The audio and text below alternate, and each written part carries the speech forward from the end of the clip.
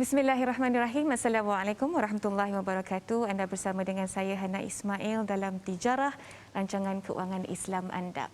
Syarikat-syarikat kredit komuniti KK atau pemberi pinjam wang PPW yang dikenali dengan kadar faedah yang agak tinggi telah dibenarkan untuk beroperasi dalam tempoh Perintah Kawalan Pergerakan Penuh yang dijalankan. Ini membawa kepada 1000 tanda tanya. Apakah yang menyebabkan syarikat-syarikat sedemikian dianggap esensial hingga dibenarkan untuk beroperasi dalam tempoh waktu total lockdown ini?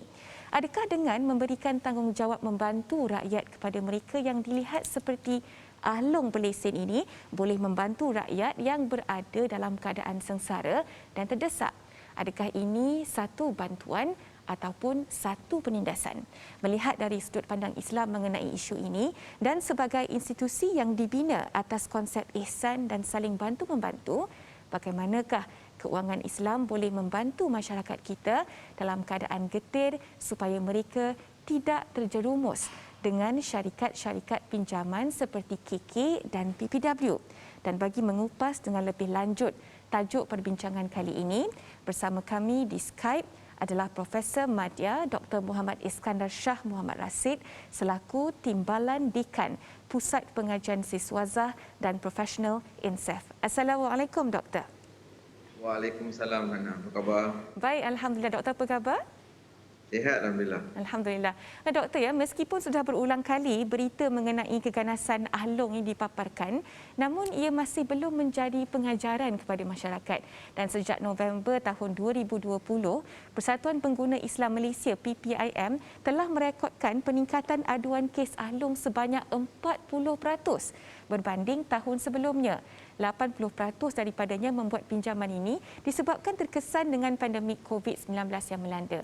Dan jelas pandemik ini benar menekan masyarakat dari pelbagai sudut, terutamanya keuangan. Namun, adakah Islam itu sendiri membenarkan transaksi atau pinjaman yang ditawarkan pihak tidak bertanggungjawab ini, Doktor? Doktor. Okey, terima kasih Hana soalan tu. Dalam keadaan sekarang ni, soalan ni seolah-olah harus dilihat dari pelbagai aspek. So kalau saya nak jawab soalan ni, kita kena tengok for example dari sudut ekonominya, dia bergantung kepada demand and supply.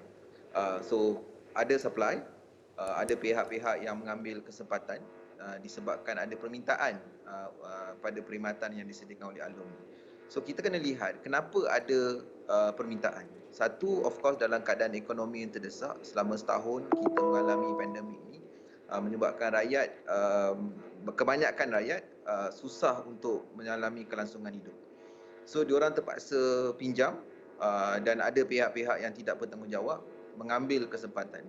So agak mudah untuk memberikan analogi dia. Kalau kita terdesak, kalau kita lihat contohnya anak kita kelaparan, tak ada duit nak beli susu dan tak ada duit nak beli pampers dan kita tak mampu nak pinjam di mana-mana lagi. So mungkin bila disediakan perkhidmatan seperti ini dan tak ada contoh ataupun tak ada alternatif yang lain, mungkin rakyat terpaksa menggunakan perkhidmatan seperti ini. Tapi dari segi sudut Islam, kita kena lihat bahawa bila pinjaman yang dikenakan kadar terlampau tinggi dalam konteks riba jahiliah ni, dia menindas. So pinjaman secara ahlong ni adalah satu penindasan, satu form of exploitation. Sebab bukan saja dengan kadar pinjaman yang agak tinggi, dan memang even after recovery pun kebanyakan orang yang pinjam pada ahlong ni dia tidak mampu bayar, sebab apa yang pendapatan yang dia akan dapat pada masa akan datang tu hanya digunakan untuk membayar pinjaman ahlong.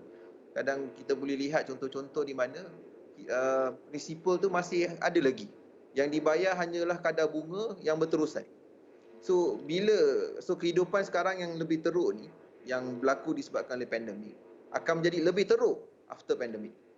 Itu yang kita risau bila. So apa yang kita harus lihat ialah kita harus menghalang supply of sistem ahlong ni, dan kita kena bagi alternatif.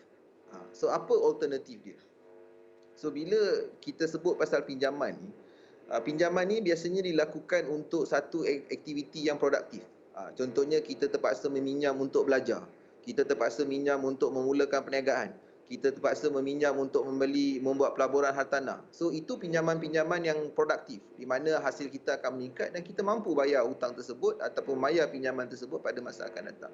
Tapi bila kita dah start pinjam untuk kelangsungan hidup dan pinjaman tu pula dikenakan kadar faedah ataupun kadar pinjaman yang terlampau tinggi, ini adalah satu konteks yang akan menyusahkan lagi peminjam tersebut.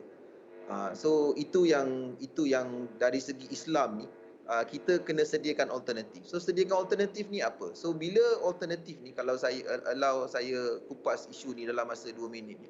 Apa isu alternatif ni? Sebab dalam sistem kapitalisme yang kita ada sekarang ni, kita selalu lihat dari segi keuntungan, wealth accumulation, kumpul.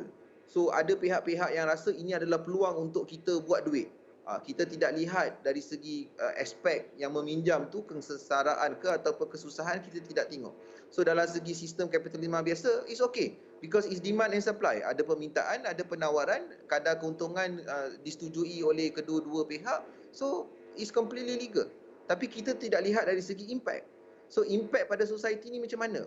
Kenapa pandemik ni akan menambahkan lagi jurang perbezaan dan kekayaan antara yang miskin dan juga yang kaya. Bukankah ini merupakan satu period sebagai sebuah negara Islam dan juga yang berdasarkan kepada kebajikan untuk kita reflect balik apa yang kita haruskan lakukan dari segi pengurangan perbezaan kekayaan instead of menambahkan lagi jurang tersebut. So bila ada sistem macam along dan pinjaman ni semua, saya risau ialah even bila ekonomi dah recover, tapi kehidupan mereka tak akan recover. Sebab bukan gaji diorang nanti bila diorang dah dapat kerja akan meningkat 100% ataupun 50%. Gaji diorang mungkin sama. Mungkin diorang terpaksa bekerja dengan gaji yang lebih rendah sebab ekonomi masih dari segi pemulihan.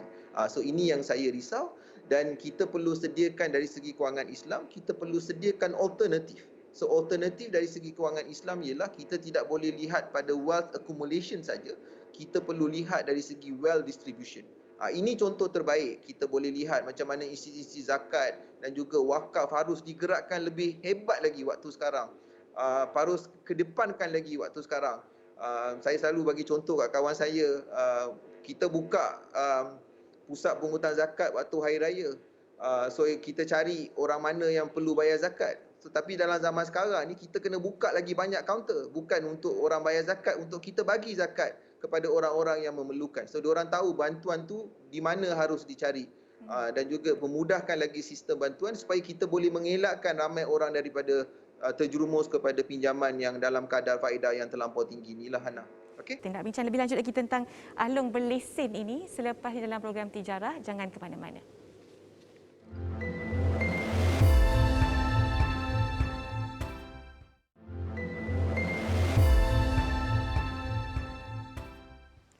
Baiklah, bertemu lagi bersama dengan saya Hana Ismail dalam program Tijarah. Kita masih lagi membincangkan tentang alung berlesen ini bersama dengan Profesor Dr. Muhammad Iskandar.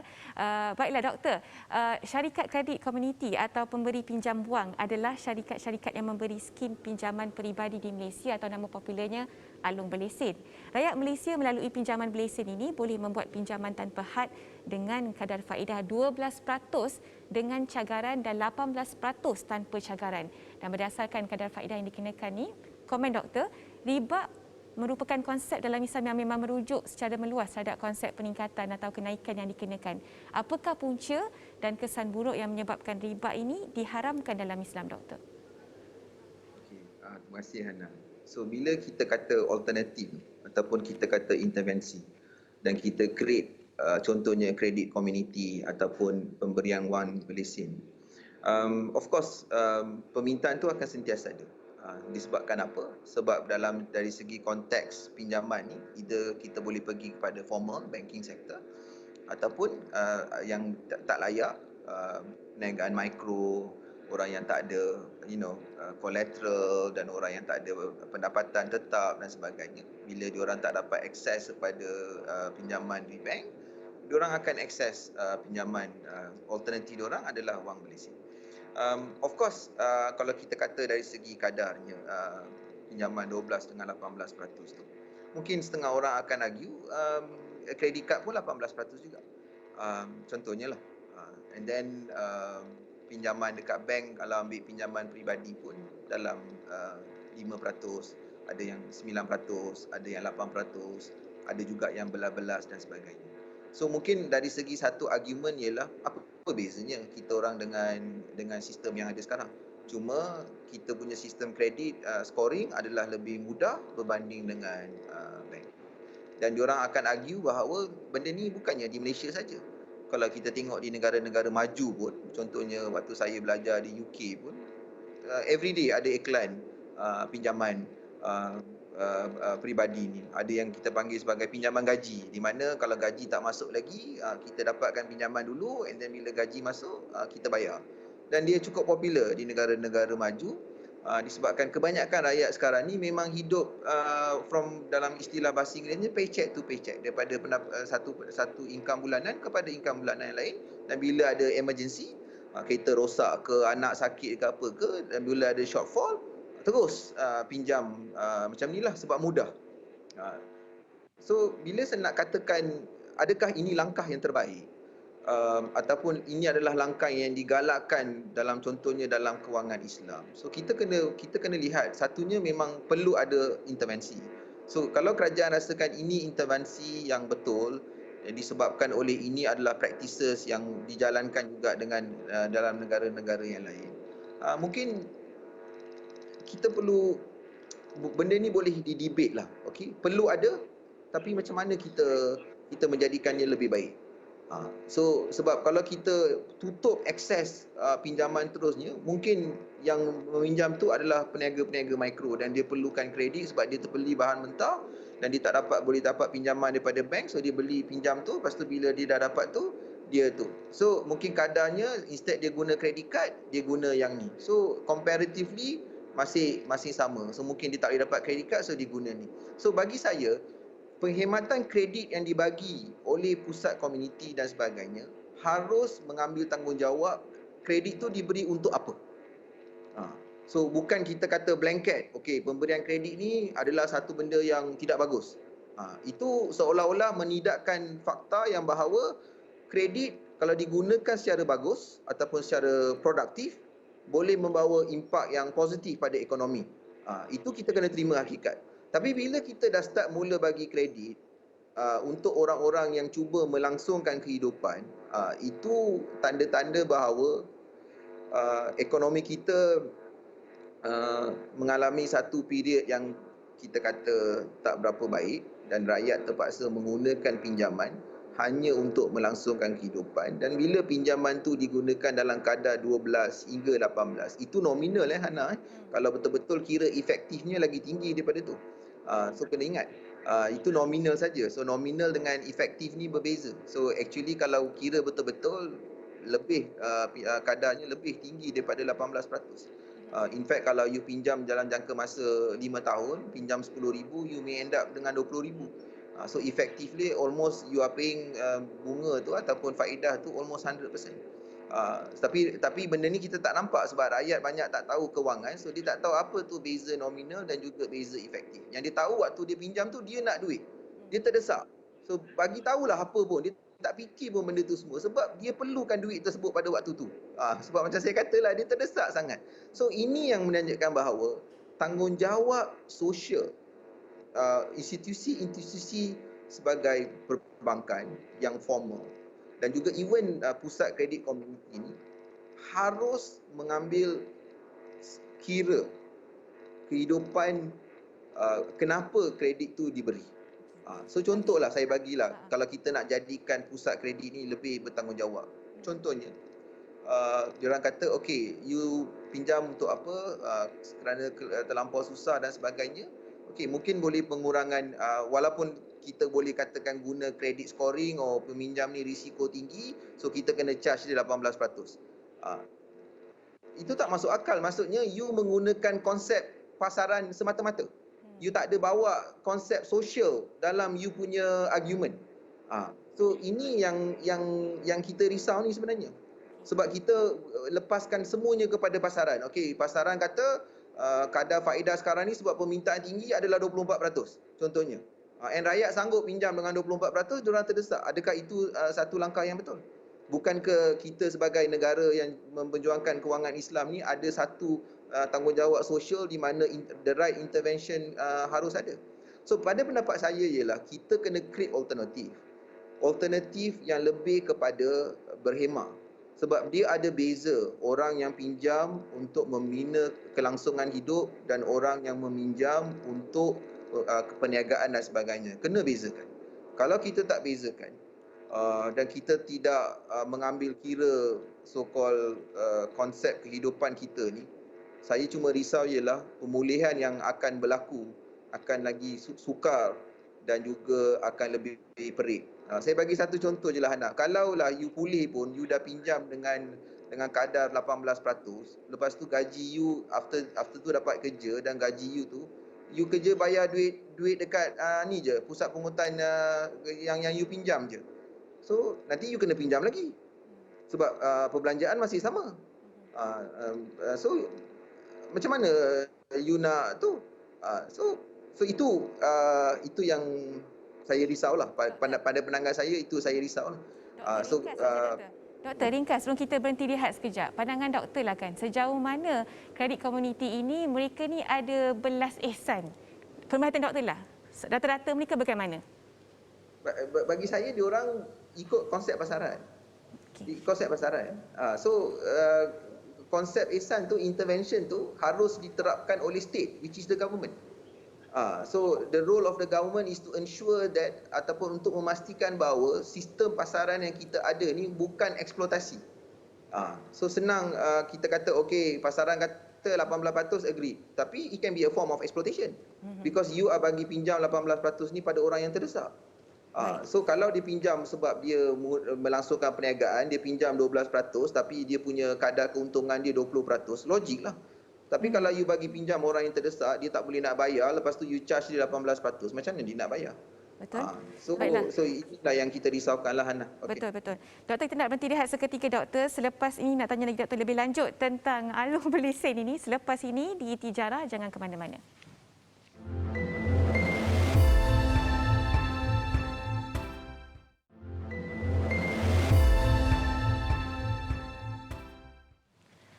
Anda sedang menyaksikan Tijarah, rancangan keuangan Islam anda bersama saya Hana Ismail, dan kita masih lagi bersiaran bersama dengan Dr. Muhammad Iskandar Shah membincangkan mengenai alung berlesen ini. Doktor, susulan kebenaran yang dikeluarkan terhadap pembukaan sektor kredit komuniti atau pemberi pinjam wang yang berdaftar untuk beroperasi ketika tempoh total lockdown ni telah menimbulkan tanda tanya pelbagai pihak.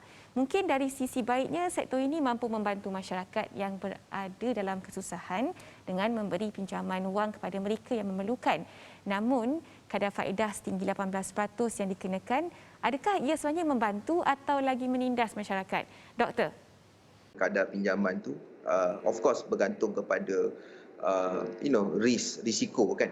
So kalau kita gunakan konsep finance kewangan yang biasa, risiko tinggi, kadar kepulangan mesti tinggi. So orang-orang yang pinjam dari segi yang pergi kepada pusat pinjaman wang berlesen ni, of course kadar risiko diorang tinggi. Sebab diorang tak dapat pinjaman dekat bank ataupun yang lebih murah, sebab itulah diorang terpaksa pinjam dekat kredit community. So tapi kalau diorang pinjam tu sebab diorang terpaksa beli bekalan untuk perniagaan diorang ataupun untuk kelangsungan perniagaan dan diorang boleh dapat pulangan, okeylah, kita boleh fahamlah kenapa diorang harus pinjam. Tapi kalau macam saya cakapkan tadi, kalau diorang terpaksa meminjam untuk melaksanakan kelangsungan hidup, so bagi saya benda ni akan menyusahkan lagi hidup diorang pada masa akan datang, dan saya rasa ini bukan solution yang baik. So solution yang baik ialah bukan diorang ni mengalami kesusahan ni, bukan salah diorang. Kita kena ingat, bukan salah diorang, bukan diorang nak duduk rumah tak nak pergi kerja. Diorang nak pergi kerja ni, tapi diorang tak boleh pergi kerja ni. So diorang, and kita boleh kata semua orang boleh bekerja daripada rumah. Mungkin saya boleh bekerja daripada rumah. Saya researcher akademik, mungkin boleh saya kerja daripada rumah. Tapi kalau orang yang memang perlukan boleh kena kerja di luar, tak boleh susah dengan penjarakan sosial dan sebagainya, perlu kerja di luar, apa yang diorang boleh buat? So and then bila diorang tak ada duit, kita suruh diorang pinjam. Bagi saya tak logik lah. So memang kerajaan ada kurangnya kemampuan untuk membantu, tapi kita kena gerakkan segala agensi yang ada, contohnya zakat dan juga institusi-institusi seperti NGO dan sebagainya, Kita kena mobilize segala resources yang ada untuk bantu diorang ni. Sebab apa? Kalau diorang terpaksa meminjam dan kehidupan diorang bila pulih ekonomi pun, kena ingat golongan-golongan ni bukan kita kata okey hari ni gaji diorang 2,000, pulih ekonomi gaji 4,000. Tak. Diorang akan gaji meningkat pun sedikit je. Mungkin jadi 2,300 untuk jadi 2,400. Tapi kalau jumlah yang besar tu terpaksa digunakan untuk bayar pinjaman balik, so kehidupan mereka akan jadi lebih teruk. So diorang akan terjerumus dalam kita panggil ni sebagai kitaran kredit ni forever. So diorang akan pinjam hutang yang baru hanyalah untuk bayar hutang yang lama. So bagi saya solution yang terbaik ialah kita dalam segi kewangan Islam ialah kita panggil satu yang kita panggil wealth distributions. Kita kena ingat walaupun dalam pandemik ni, kalau kita ambil Amerika lah sebagai contoh kan Hana kan, dalam pandemik ni kekayaan orang yang kata top 2% ataupun top 5% telah meningkat berkali ganda dalam berjumlah bukan bilion tapi trilion. Sama juga di Malaysia. Kalau tengok data-datanya, golongan yang kaya 3%, 5% ni semua, golongan ni sebenarnya dalam pandemik ni diorang punya kekayaan telah meningkat. So kenapa kita tidak ada mekanisme contohnya untuk pencukaian bersasar kepada golongan-golongan yang telah kononnya bermanfaat dalam pandemik ni? Gunakan special fund tu yang kita katakan special fund ni untuk bantu golongan-golongan yang susah seperti ini. Contohnya industri glove, billions of profit sejak setahun yang lepas. Harga komoditi kelapa sawit contohnya daripada 2,000 dah jadi 4,000. Even harga minyak contohnya. Mungkin boleh kenakan special cukai macam untuk golongan-golongan yang bermanfaat daripada pandemik ni, dan juga boleh gerakkan lagi pusat pungutan zakat dan juga agensi-agensi NGO ni untuk bantu diorang supaya permintaan diorang tu tidak pergi kepada alung ataupun peminjam berlesen. Permintaan tu dipenuhi oleh alternatif yang lain. Bagi saya itu saja cara dia. So bagi saya, akhir kata kalau saya boleh conclude, bagi saya inilah peluang kita untuk menunjukkan bahawa Malaysia sebagai negara yang inklusif ada alternatif yang terbaik yang boleh digunakan, yang boleh ditunjukkan dalam masa pandemik ni supaya kita bantu yang harus dibantu dan pemulihan kita lebih cepat, lebih hebat dan juga lebih mengurangkan perbezaan antara yang kaya dan miskin dan menjadi contoh kepada negara-negara yang lain supaya orang nak belajar. Oh, sebabkan Malaysia mengamalkan kewangan Islam, pemulihan dia lagi hebat, pemulihan dia lagi inklusif, rakyat dia lagi happy dan sebagainya. Itu yang kita nak tunjukkan dan saya rasa krisis ni merupakan peluang kita yang terbaik untuk kita mempaparkan apa kehebatan kewangan Islam. Terima kasih banyak-banyak doktor. Sebenarnya daripada penjelasan doktor tadi dapat kita lihat sebenarnya peranan pemerintah dan juga syarikat kredit komuniti ini cukup besar dan harap mereka ini dapat ambil cue lah. Kalau sedikit, kalau tak banyak pun ambil sedikit lah kan daripada asas keuangan Islam itu untuk membantu mereka yang terdesak di waktu tempoh pandemik COVID-19 ini. Terima kasih doktor. Assalamualaikum.